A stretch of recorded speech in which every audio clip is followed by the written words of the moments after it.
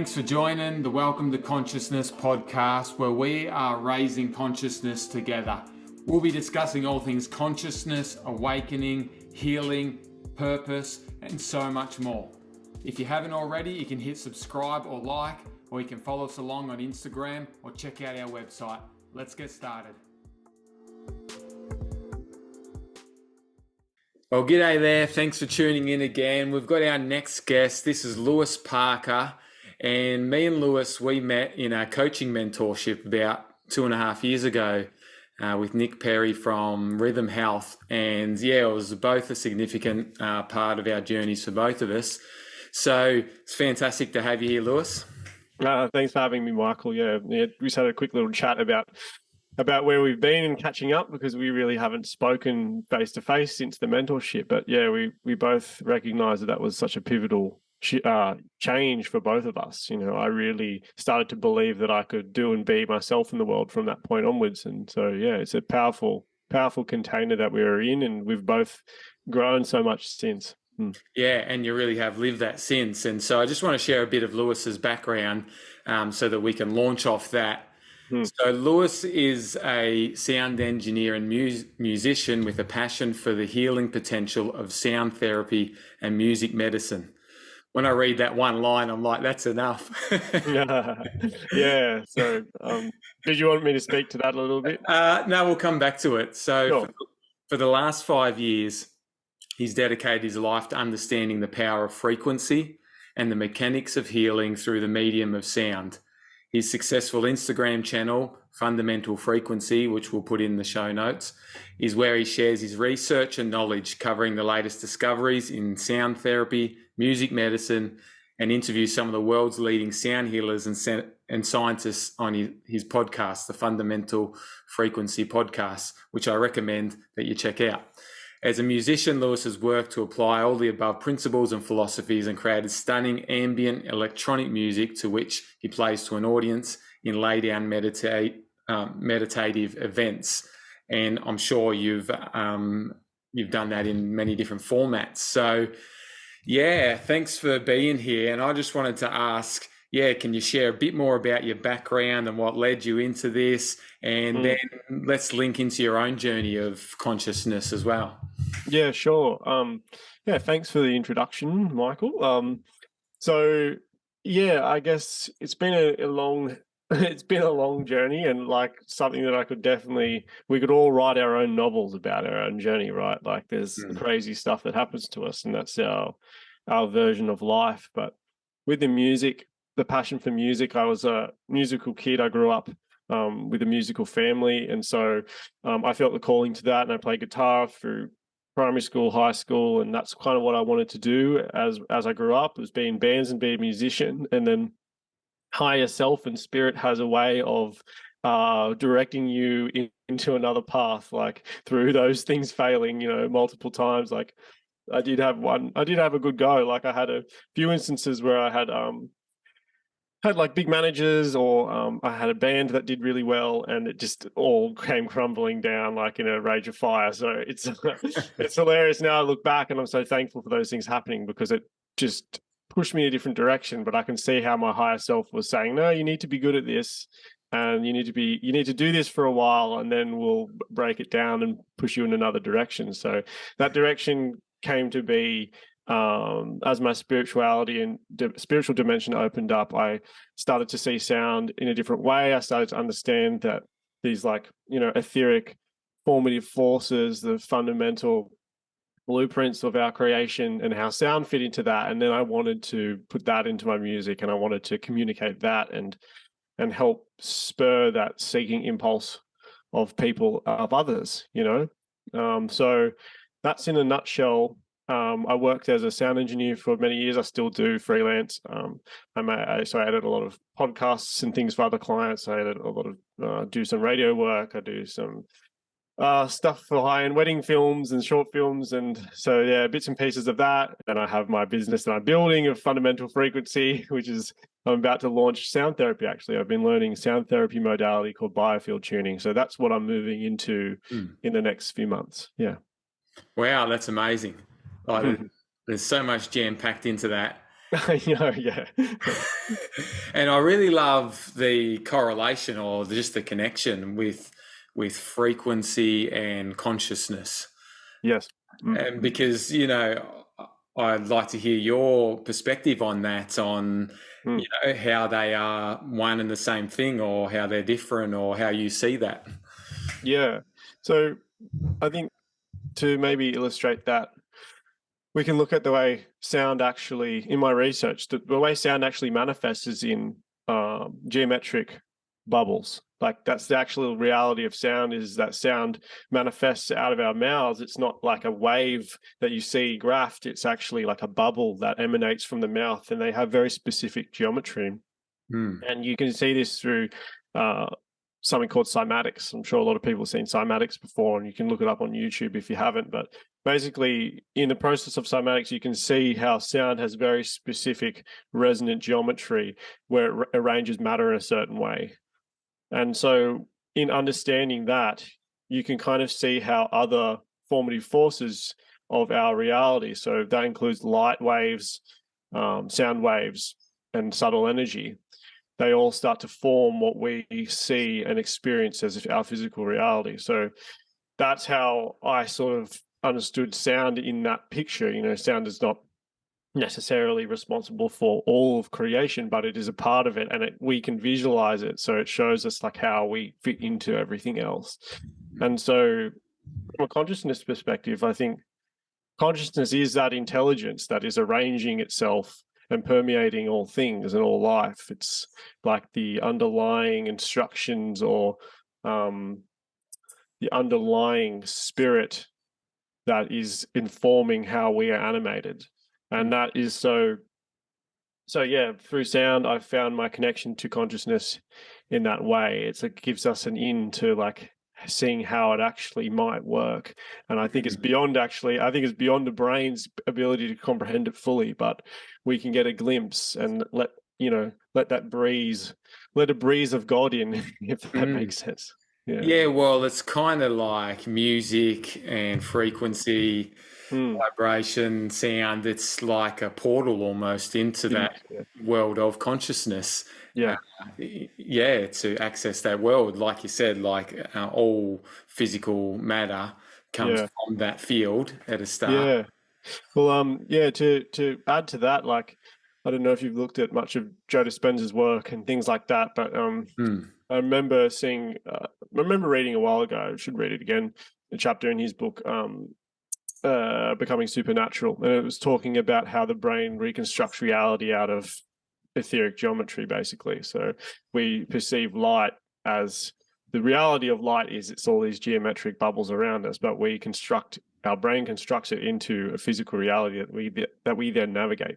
mm, And that's a crazy concept to think of in itself, but that's sort of giving us an idea of like, a lot of people experience these types of things when they have psychedelic trips, or have mystical spiritual experiences, that they see geometry, and that's mm, beyond your physical eyes. You're not seeing it with your eyes, you're seeing it with something else. So you have an extra sensory perception of this realm, which is showing you how the blueprint of everything.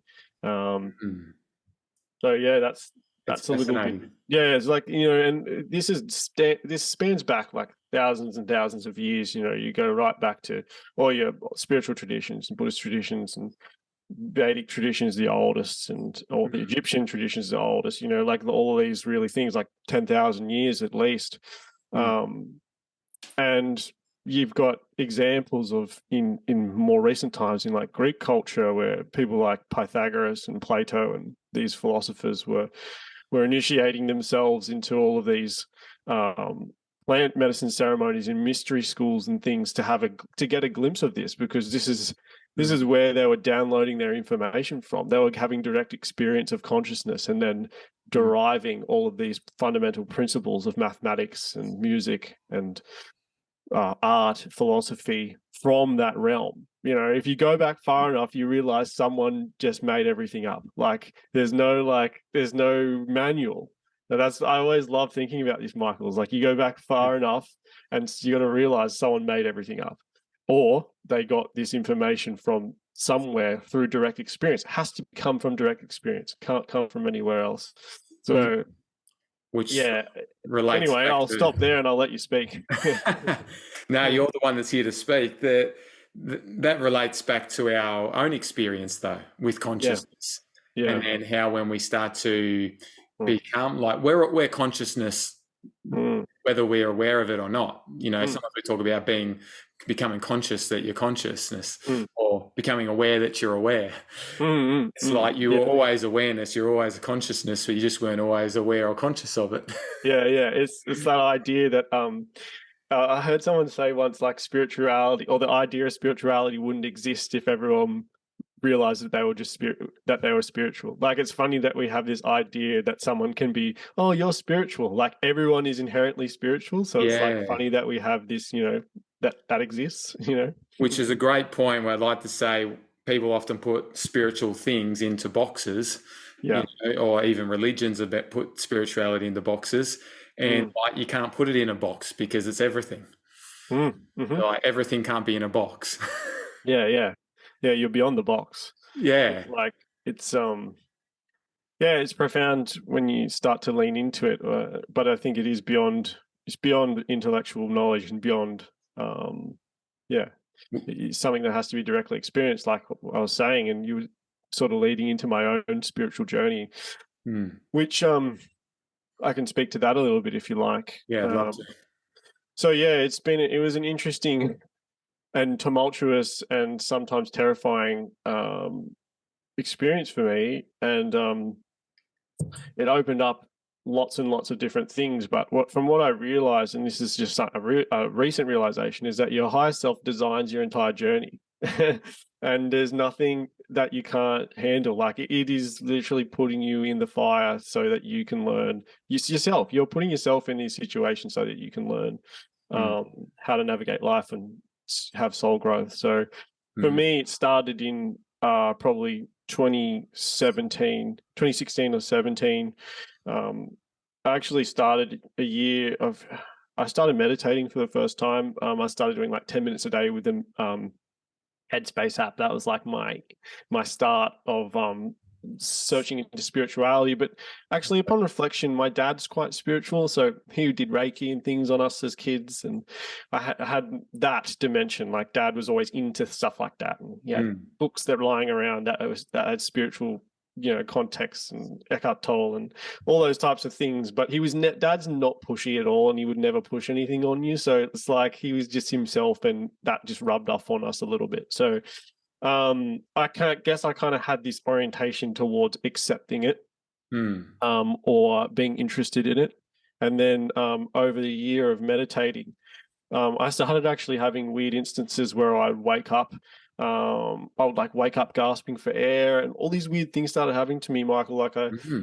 I would get up and run out of my room, and in the middle of the night, and realize in the hallway and things. And this is really out of character for me, but there are signs now I understand of, like, chronic stress and things like that. So there was this, like, I'm leading up to this breaking point, because there was a breaking point that came not long after that. But I feel like my touching the source of consciousness through meditation was the catalyst for these things to unravel. It was like I was saying to the creator, or the one infinite creator, like, okay, I'm ready to go on my journey now. But like, completely unconsciously, I was doing that, right? I didn't understand what I was doing 10 minutes a day. But I realize now, from referencing meditation teachers and things, I was actually very talented at meditation. I could get very still and go like really deep really quickly. And it's, lots of people have said that, like, that's a gift that you carry through from past lives and stuff. Like, you've done a lot of work before. And I'm like, okay, doesn't make any sense. Like, but, well, it does to me now. But at the time, I was like, all right, well, whatever. Um, so yeah, Michael, I got to a point in my meditations where I could, like, just drop into a zone and have no thoughts, nothing. Like, Hmm. and that's, I realized what I was really searching for was that experience of nothingness, like that emptiness, or that pure stillness that is like that connection to God. And Hmm. so completely unconsciously, that's what I was searching for. And I feel like when you start to invite spirit in like that, it then goes, okay, you're ready, and it gets in the driver's seat. So around this time, My father was diagnosed with cancer. He's okay now, but it was a very stressful time. There was a lot happening. Like we moved houses a lot of times, and there was lots of things that happened in my childhood that were very stressful and traumatic, and that I wasn't really dealing with. I didn't know how to. And so when my father moved overseas to have treatment, back to New Zealand where he's from, I moved back in with my mother, and that's really not what I wanted to do. So I had this huge sort of breakdown. Like, I remember I started a new job in the same time too. There was all this stress and it was just too much. But Mm. basically, what happened during that time, I started to have panic attacks like every day. Um, and yeah, like just really signs of just real overwhelm, like dealing with way too much and trying to do way too much and not really understanding on how to do anything about it. And then during that time of the extreme stress, my the voice in my head said, "Oh, you just need to do some meditation. Like that's what you need to do to relax and de-stress, right?" But what happened was during the meditation one day, I sat down, um, and I sat down to have this meditation, and basically I dropped back into that place within a few minutes, and all this energy started moving through my body. It started moving up my head, and it felt like it was bursting out my head. I was seeing this beautiful golden white light, and it was just I was just dissolving into it, and that was beautiful in hindsight. It's beautiful, but at the time, I experienced it as there's like two voices going on. There's one that's like, "Yeah, this is normal. Like, just let this happen. Let this, let this unfold." And then there's another voice that's going, "Oh my God, I'm going to die if I keep going." Like, it was really terrifying, and so I snapped out of that experience, and yeah, what followed was like I looked down at my stomach and it was moving by itself, and like I was having all sorts of weird cramping, and it was just so viscerally so visceral. Mm. Um so like that was my first awakening experience, if that makes sense. And that's uh what I believe in Buddhism, and in now I understand in Buddhism and in Hinduism they call that a Kundalini awakening or Tumo.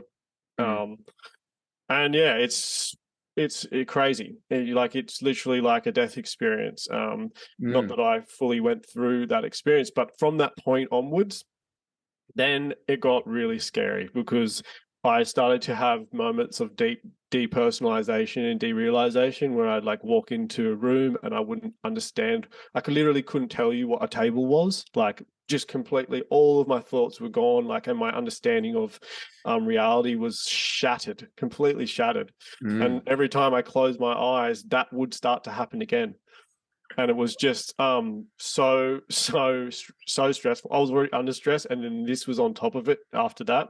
Mm. And then I don't know how woo woo you want to get, but I was having all sorts of weird paranormal experiences where I'd see lights in my room like touching me in night, or I was talking about geometry before. I'll close my eyes and start going to sleep, and I'll just start falling into this kaleidoscope of geometry. And I didn't sleep for months, like Yeah. it was this went on this intensely, like every day for about 3 months. Um, and yeah, and then I was still trying to live a normal life at the same time, like go to work. I remember actually I stripped back to like 4 hours a week of work at that time because that's all I could handle. Like I stopped Yeah. driving a car because my anxiety was so high. Like I was having all these crazy visions of death and all sorts of things. Like it was very intense, and it probably took maybe a year for that to stabilize itself, Mm. to a point where it wasn't so crazy, but I'd still have very visceral energy through my body.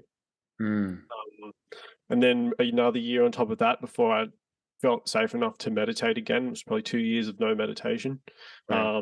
which they do say that you shouldn't do it if that happens to you, like because basically every spiritual practice is designed to achieve an experience like that. Like that's what people are after.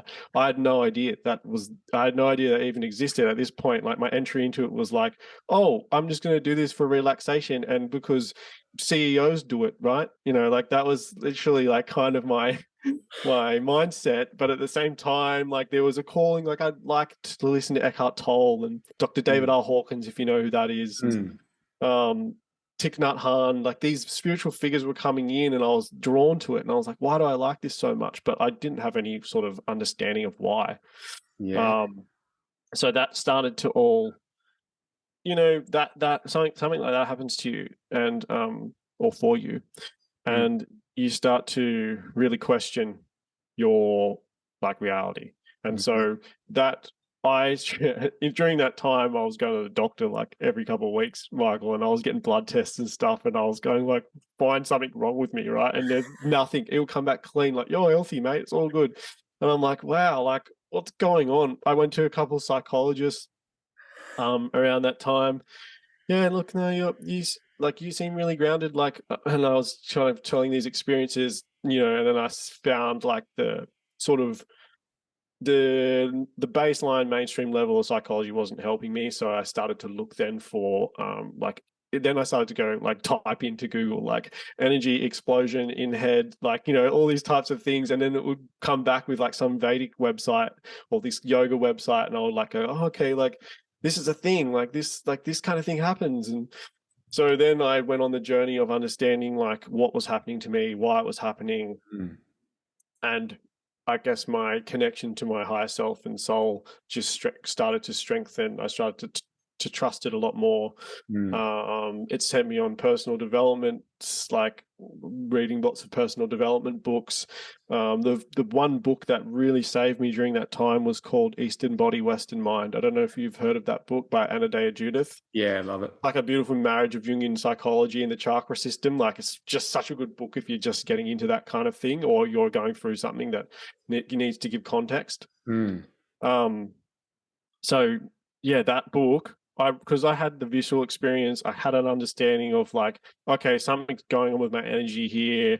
And then that book was like, this is probably what's happened to you. And it kind of shows you like how psychological issues arise at the different levels of the chakras and things. And so that I realized was like, oh wow, I really get this. And this really helps me understand what's happening to me, and maybe the things that are coming up as a result of all this energy moving through. Because basically what I understand now is that Kundalini energy just unearths your entire subconscious content all at once.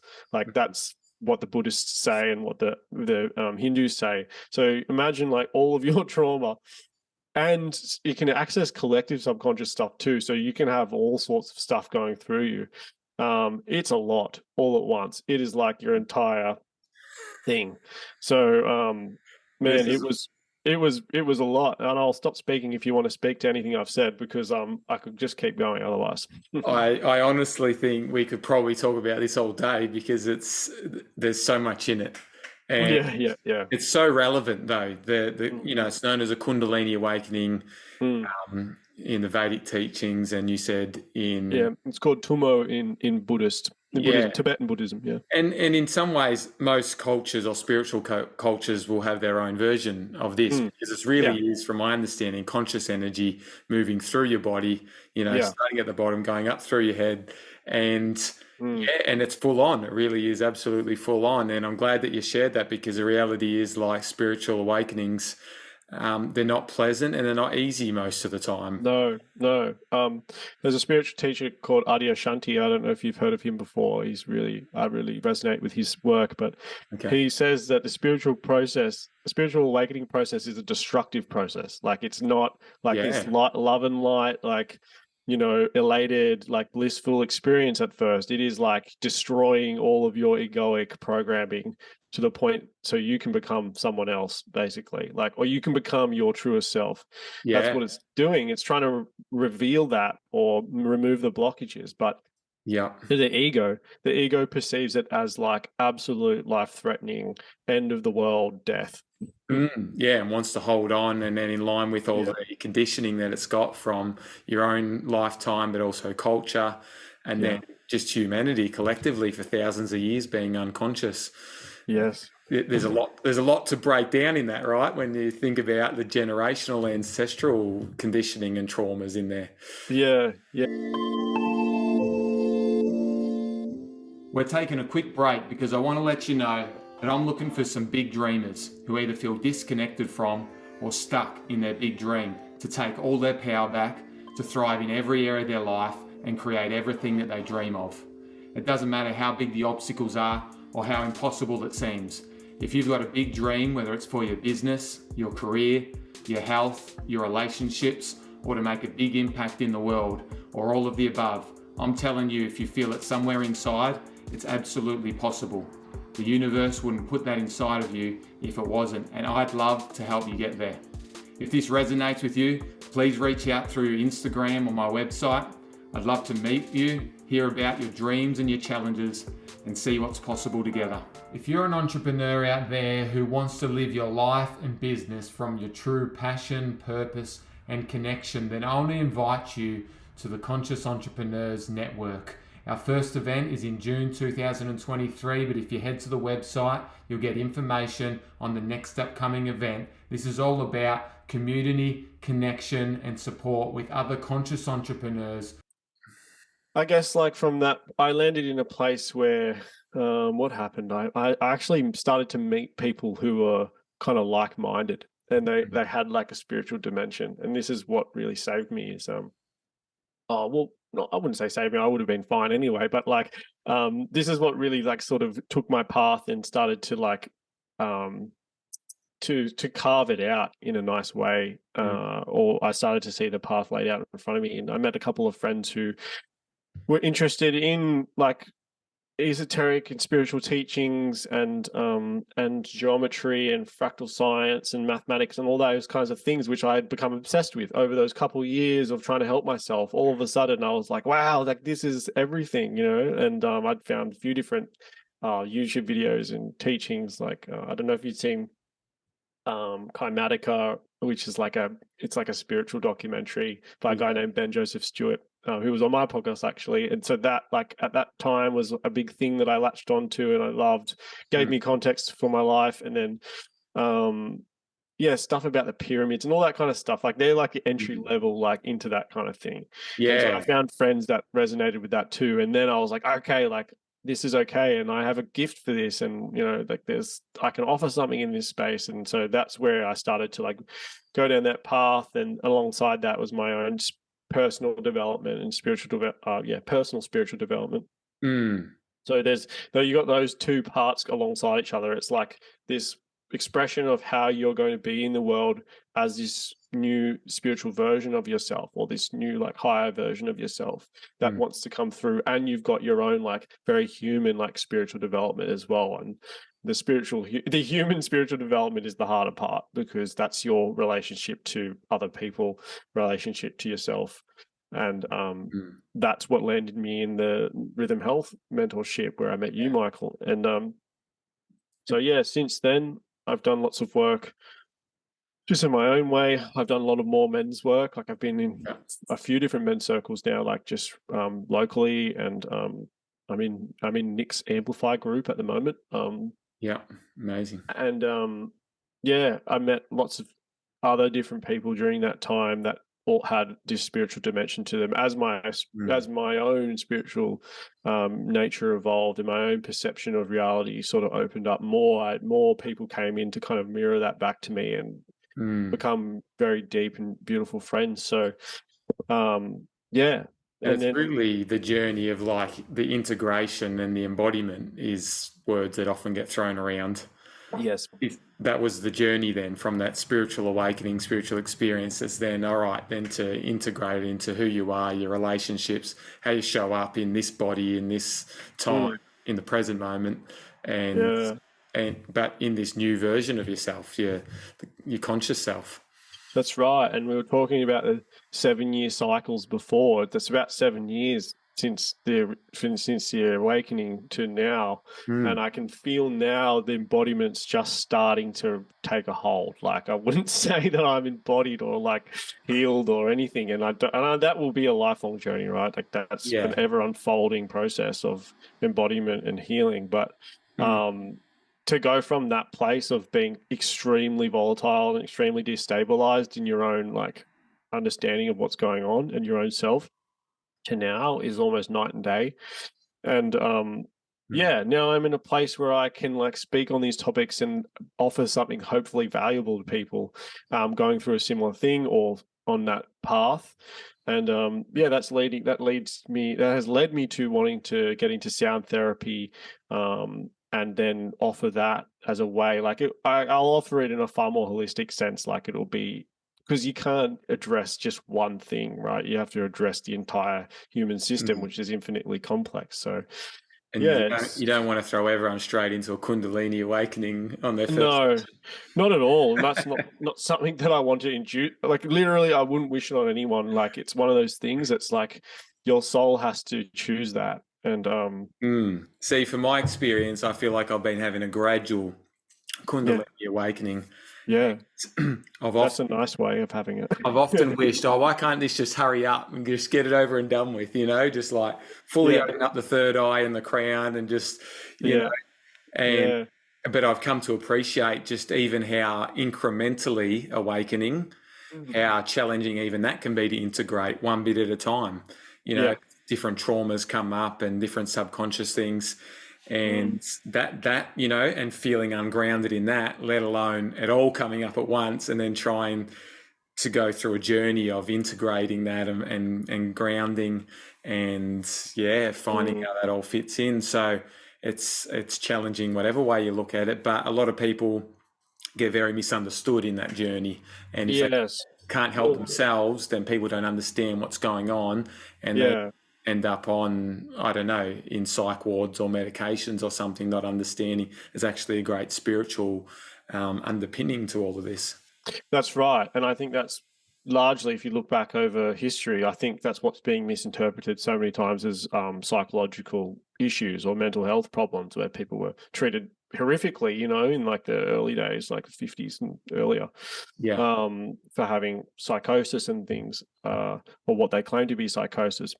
There is like, I should say, like, I don't suggest seeking this type of thing because it can be extremely destabilizing to your life. And I know I've heard of people like really getting into a place where they're suicidal and all those kinds of things. Mm. And I'm thankful that I wasn't there, but like those types of things went through my mind. I was so in a lot of pain at a couple of points where it was like, I don't know if I'm going to make it through this type of thing. So, Mm. And is that the um, caution with things like psychedelics, for example, that can open yeah, that up very quickly? yes, psychedelics can open that up. It's called in shamanism they call it the fracturing of the psyche. That's what happens. Mm. It's like your psyche fragments to a point where you cannot like gather all the parts of yourself into a cohesive being anymore. And I forget where I was going with this. What were we just talking about? Like we were talking about the history of this type of thing. Yeah, sorry, I got lost there for a second. No, you're right. Mm. Um, yeah, I thought, you were going to lead it into where you were going with the sound healing Oh and yeah, that part of it. Yeah, yeah. Oh, sorry. Actually, I remember where I was going. I'll just say this and then I'll go into I that. love it. But yeah, it's I was saying that I found a Buddhist teacher in Germany. Sorry, she's in the UK, but she's German. Her name's Tara Springett, and she went through this experience herself. And reading her books, she has like about 5 different books that detail the Kundalini symptoms and experiences and how to differentiate that from. She's a psychotherapist and psychologist, so she's got a very good background in mainstream psychology as well as spirituality in Tibet as a Tibetan Buddhist teacher. So she differentiates between psychosis and Kundalini experience. The difference between the two is that in psychosis, no, you have no sense of what's going on. The person is like completely immersed in the experience as the experience. Whereas in Kundalini awakening, the whole time I was aware of what was going on in myself. And I was just like, oh my Lord, I just want this to stop. I just want this. I just want to get better, and I want these symptoms to go away. And that's the difference. Is there's a part of you that's really aware and present, and you're yourself while it's happening, but crazy stuff is happening, right? Mm. Um, Yeah, so interesting. yeah, so if anyone's going through that, I recommend looking at her books. She's got a book called Healing Kundalini Symptoms, and she's got another book called Enlightenment Through the Path of Kundalini. Mm. And she made me feel very safe around it. Mm. Because there's a lot of people that say like, don't try this experience, like it will, all these spiritual teachers warn against it, and that's why spirituality is so rigorous in those things, because it can be that destabilizing. You have all these foundational practices for 12, 15 years first before you start leaning into deep esoteric practice, because you need that fundamental building blocks of your psyche to be solid.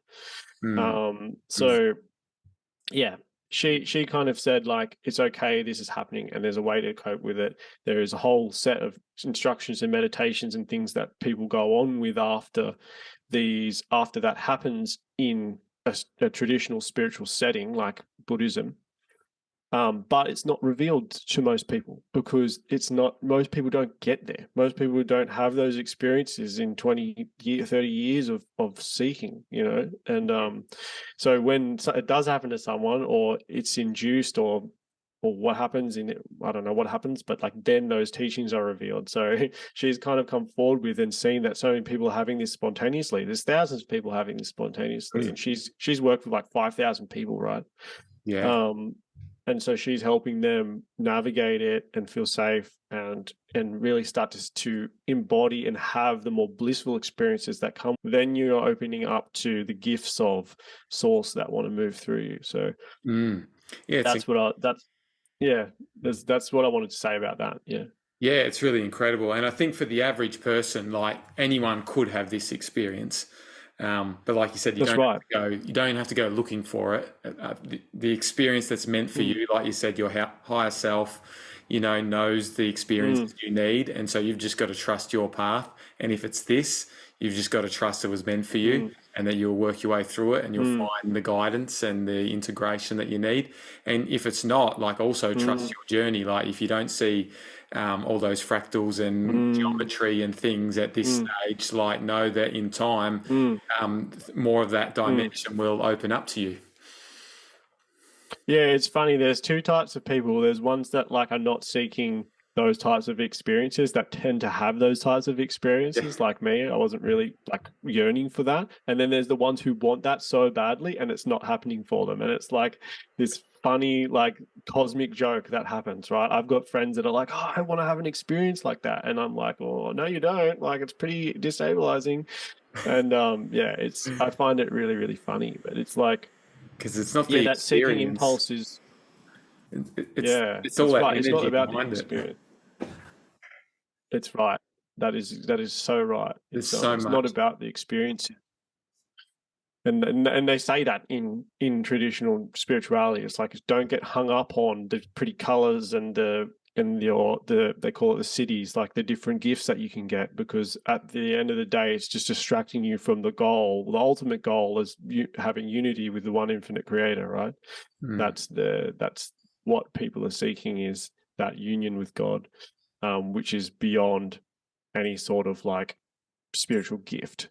That does tend to happen. Those people with these awakenings have spiritual gifts and they get abused. You see all these spiritual teachers abusing, their followers and things like their disciples and things like that. And that's a perfect example of it going wrong. So it takes a lot of discernment, and all I can say is that just try and seek the truest path you can, with finding people who are very grounded and very have a lot of integrity.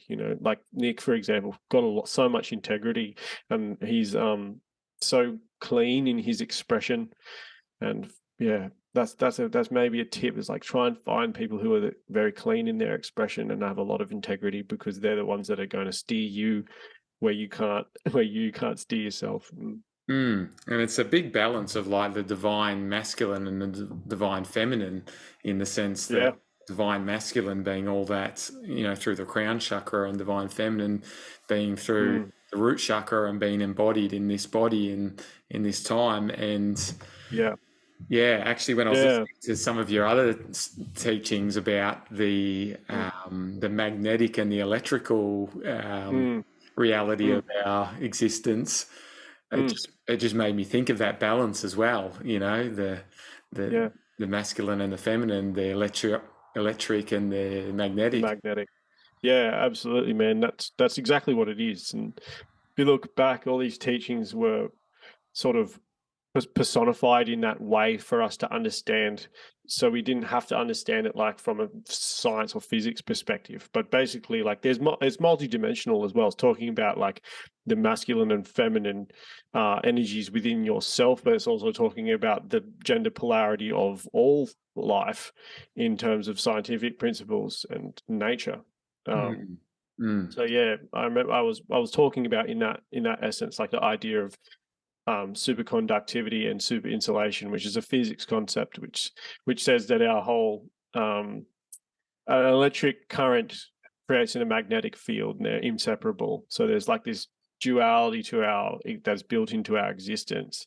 And in that context, I was talking about the Dogon tribe in Africa, and they say that the soul of our universe is the magnetic universe, which our whole universe is creating.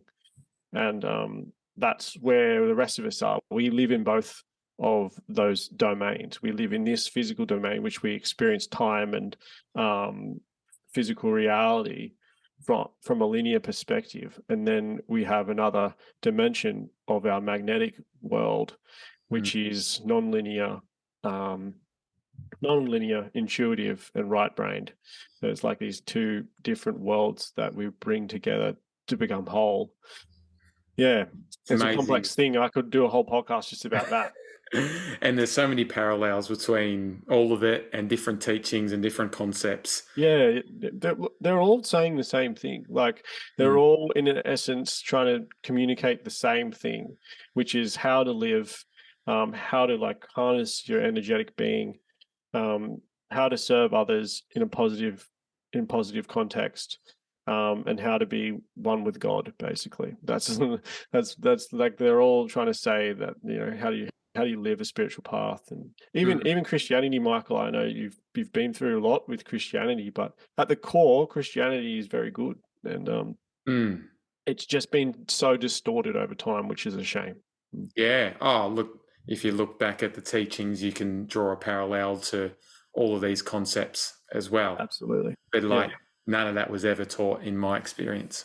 Yeah. And I can imagine it was so hard for you. It would have been so hard for you to realize all of that and have to start again, or you know, it would have been a similar thing to what I went through, of like this real understanding of what reality is again. And so yeah, Wow. I can feel for you. I can feel for you on that. I mean, and like I shared before we started, it required a lot of breakdown before I was even ready to be open to anything new or a different experience of God or of consciousness. And actually, I couldn't even say the word God. You've said it a few times, but that word was so triggering for so long. I had to, it was just consciousness or awareness. And then eventually I realized, oh, we're talking about God here. That took a few years. See, I guess I had that stigma around the word God there for a while too, like because of the whole our societal programming and resistance to mainstream religion. But I've leaned back into it as because I've realized the truth for me is around, and what God is for me, and that is what we've been speaking about, like the permeating fundamental underlying intelligence that is animating all things. And yeah, that's what God is to me. And it's really a way to describe this realm of spirit or consciousness that we can't understand with our minds. There's a certain extent like we can get to with intellectualizing it, but beyond that, like I said, you have to have direct experience of it to understand it, and then you can't often put it into words, you know. So exactly, and it's kind of meant to be that way. It's meant to be that way. Absolutely, it's meant to be that simple. Yes, it's meant to be that simple. So well, we've got a little bit of more time there. I think we're going into the sound therapy stuff. Yeah, I'd love to. So I've been learning a sound therapy modality called biofield tuning, which was invented by Eileen Day McCusick, and she is she's actually got a thesis, a master's in integrative education, I think is what her master's is in.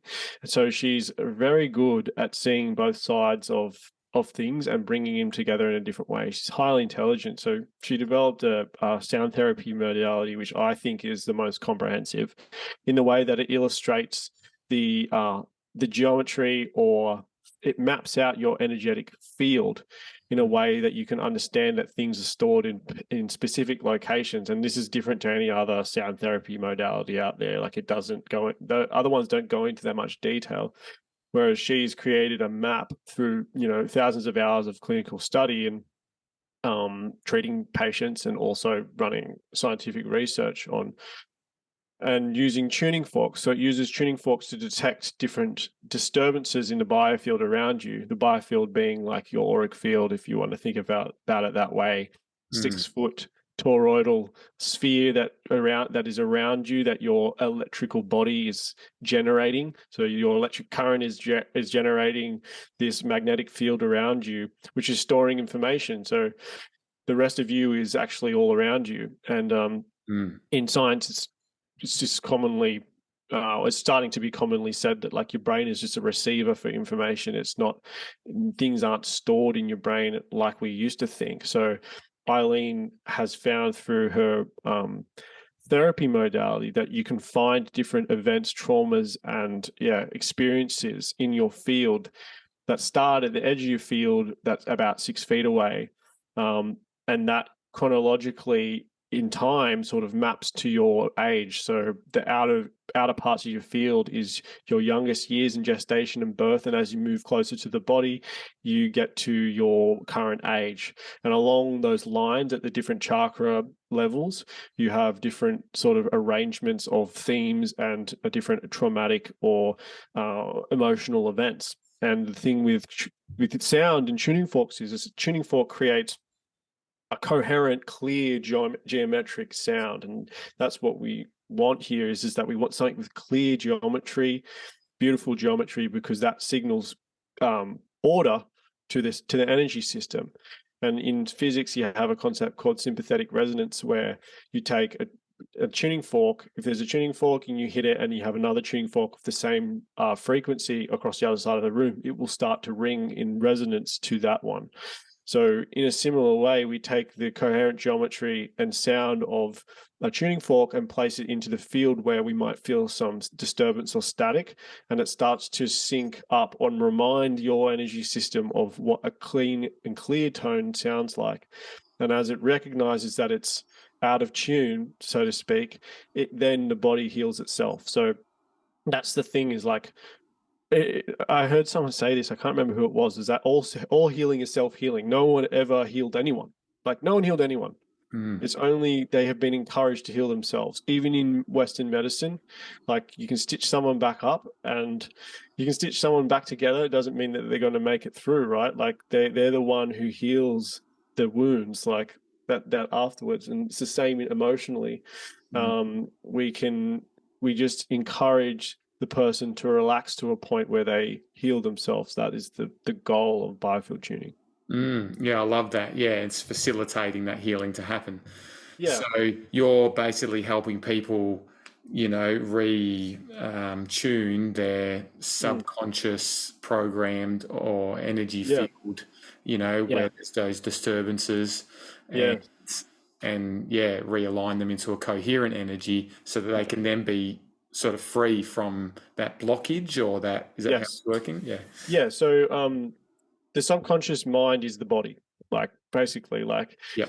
the body is holding all this information in its energetic structures, or the Yep. chakra system, where the different processing happens. The chakra system is also related to the vagus nerve of the nervous system. So the nervous system plays an enormous role in this. Like, um, your nervous system is what's responsible for sort of sensing your inner and outer environment, how safe you are, and perception. So if you experience something as traumatic as a child, your nervous system creates an electric impulse in response to the event, and then stores that as a memory, so that your nervous system wires to then handle that experience next time. The problem is that all of our most of the time it's maladaptive. It starts to hinder us later in life, and that's taking up a lot of electrical energy in the system, that event. So Mm. imagine that once you have that, it stores it in your field at whatever age you are. And then that electrical static, or that magnetic static, is always then taking something from your electrical vitality. So it's stopping you actually being completely healthy. It's limiting or resisting the flow of electricity through your body, because ultimately we're all just electrical, and that's we can test the cell for voltage, and we know that minus 50 millivolts is where the health of a cell you should sit. And more than that is when you get cell replication and cancers forming and all that kind of stuff. But Mm. basically, with biofield tuning, yeah, you're finding these traumatic events with the tuning fork through listening to the sound of the fork. Like, you can hear that there's something, but also it takes, you know, sensitivity to energy. You can feel that there's a static or there's a blockage or something there. And once you release that, the electrical flow gets restored to the body. So I've had people in practice like having really, well, not in super intense, but sensations of energy moving as I find points in their energy field. And I just assure them, yeah, look, it's your energy being restored to your system, and it's actually going to lead to your vitality, to more vitality for you. So that's basically it in a nutshell. Yeah, no, it's incredible, and yeah, so profound. And Mm, like, this really is what it's about, like becoming more conscious or having an awakening or being our true self. It is yeah. clearing all these things out so that energy is then liberated, Hmm. and then that's when we become empowered and free, and you know, Mm, we tap into our true creativity, and we can, yeah, really be who we are in our true essence. yeah. And yeah, it's that journey of realizing, of self-realization that we go Mm, through, but is inhibited by our egoic programming or the things that we've been through, like you mm, just said. And it's also about like realizing that if I can get anything across, it's just help someone understand that they're not separate from anything else. Like, they are one with God always. And it's just realizing that you're not separate through, like, the things that keep you separate are all this stuff that happened, mm, and that you're still holding on to. mm, So I guess that's where I like the part I want to play is helping people remove the separation between them and the one infinite creator, God, consciousness, source, and so that they can go on their own journey of self realization and self liberation. mm. And do you like offer these experiences? Are they in person or are they? So I'm literally going to be launching it in June. I haven't quite got there with all the business stuff yet, but Yeah. in June I will be launching in person and remote sessions. So if you've ever had a Reiki session at work that remotely, it's the same thing. Yeah.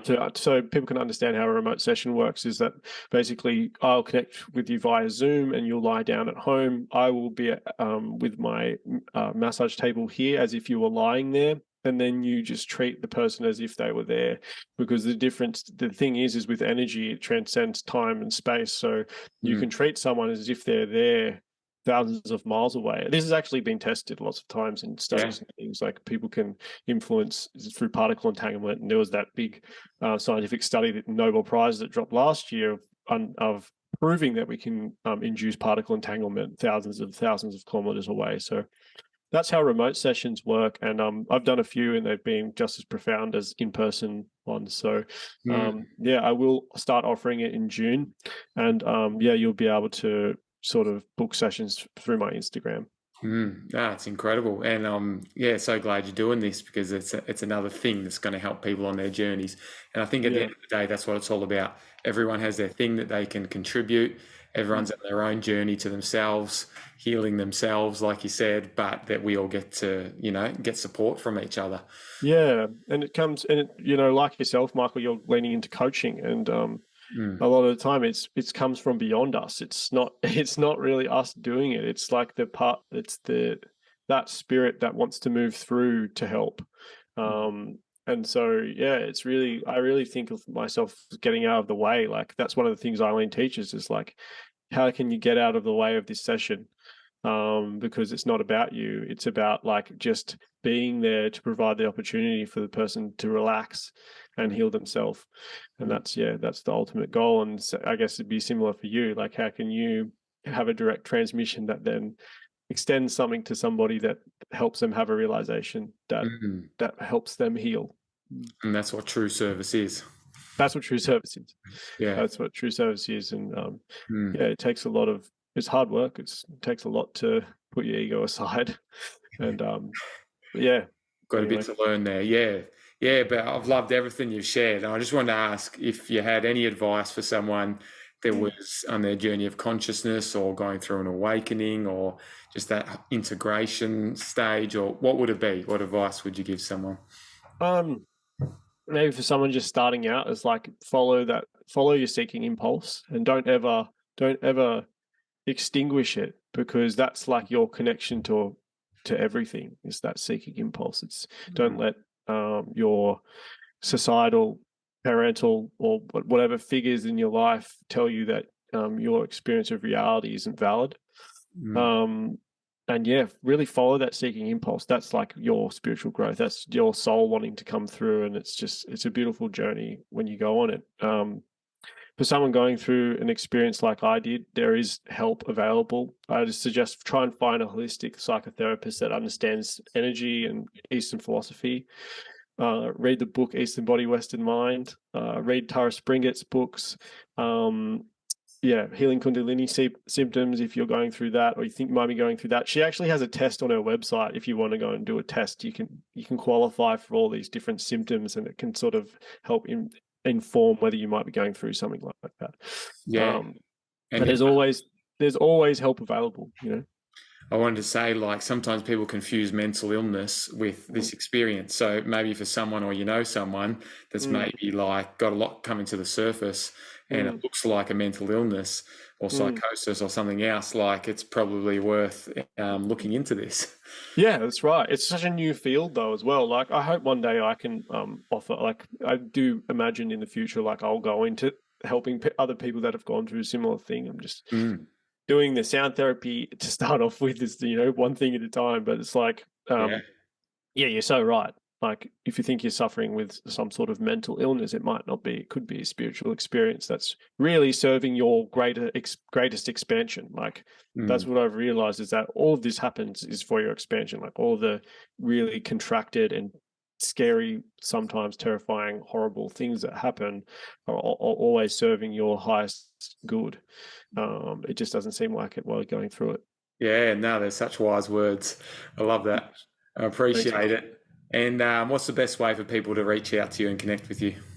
Yeah, so I do everything through Instagram. So my Instagram handle is at fundamental_frequency_. I've got that, and I've got the podcast, which is a Fundamental Frequency podcast. Everyone can find that on all platforms. Oh, what else do I have? And I with your have, podcast, like, what kind of people are really going to love that podcast? I think a lot of people will resonate from your show, Michael, that people who are on that seeking spiritual path, but also who are into science and physics. And yeah, we cover ancient cultures a lot too. It's quite holistic in the way I just follow whatever is exciting me, really. And Mm. so we go into a lot of different concepts and things that kind of link all back into what we talked about here today. Yeah, no, it's amazing. Well, thanks again for being here. And yeah, I look forward to maybe having you back in a couple of years and just hearing more of the journey. Yeah, sounds good. Thanks so much for having me, Michael. All right, thanks. And thanks for tuning in. We'll see you next time.